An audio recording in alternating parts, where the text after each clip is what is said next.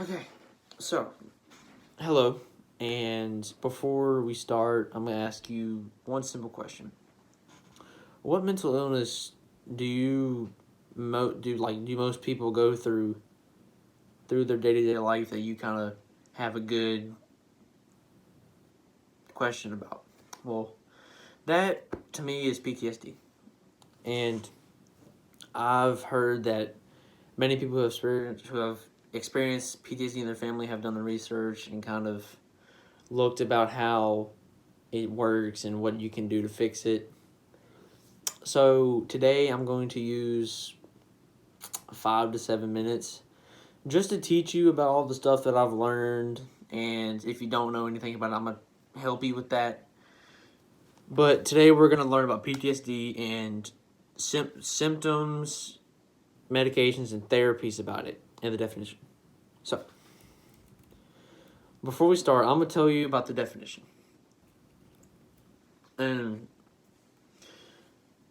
PTSD, or otherwise known as post-traumatic stress disorder, is a mental health condition caused by a person witnessing or experiencing a traumatic or terrifying event. The definition is pretty straightforward, but it's more like it's very broad. Like there's so many things that can cause PTSD to come up in somebody, and now that you know the definition of PTSD, I'm going to teach you about the symptoms, like anything that can happen after, like with PTSD. So, one of them, there are four categories. There are four categories: re-experiencing symptoms, avoidance, arousal and reactivity, and cognition and mood.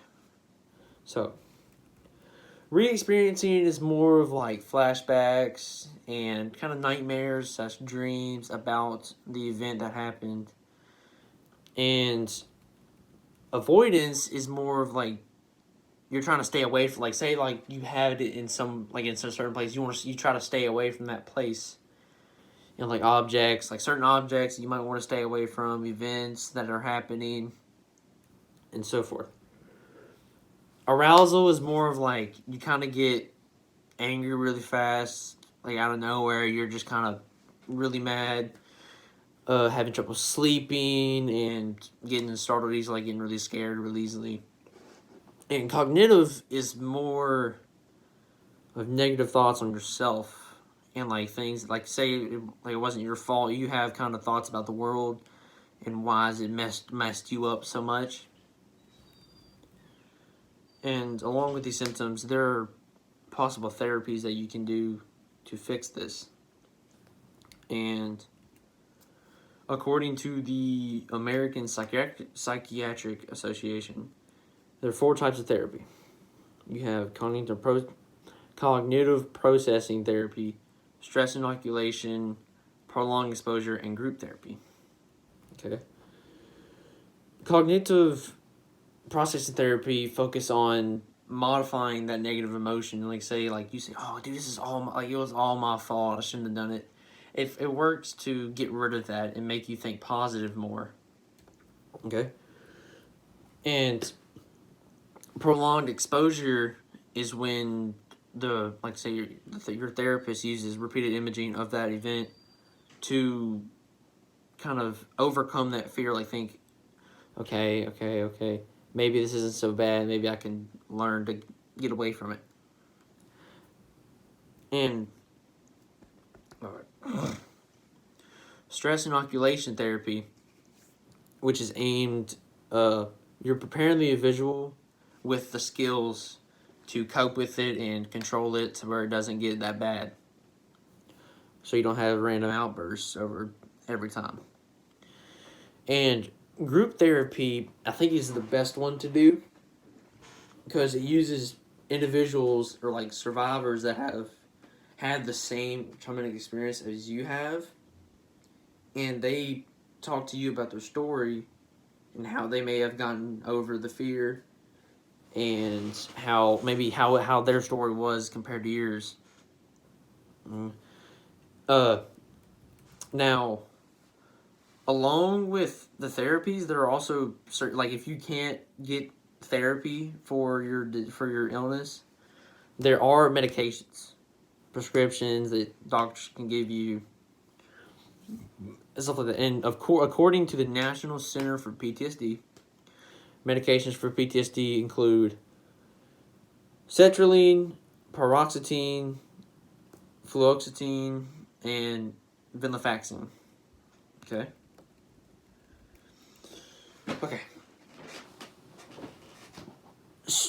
Sertraline is more of a well, they're all technically antidepressants, which help you with panic attacks, depression, anxiety attacks, and paroxetine is different. It's an antidepressant that is known. It helps your mood, kind of changes, like gets you perked up, helps your mood, sleep, and appetite, which make like in case like say like you have the trauma, you don't want to eat anymore, you kind of lost your will to eat. That antidepressant can help you get back in the mood of eating and staying healthy. And these are just the main points about PTSD, but there are way more forms that I don't know about, that I could still do a lot of research about it and just keep digging for it. And with that being said, I have tried to teach you as much as I can about PTSD and all the stuff that you can do in case anybody in your family has it or has shown symptoms of it, to where you can tell them, hey, I have stuff that you can do to maybe help you get rid of that. So, my intention today was more of just to help you learn about it and just kind of know the procedures on what to do about it, how to fix it, how to change it, what to do about it.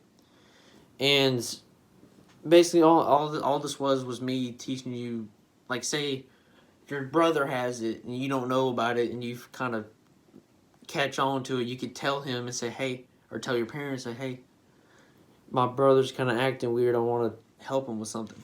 And I'm just giving you the info to figure out how to do it. And yeah, that's all I have for you today.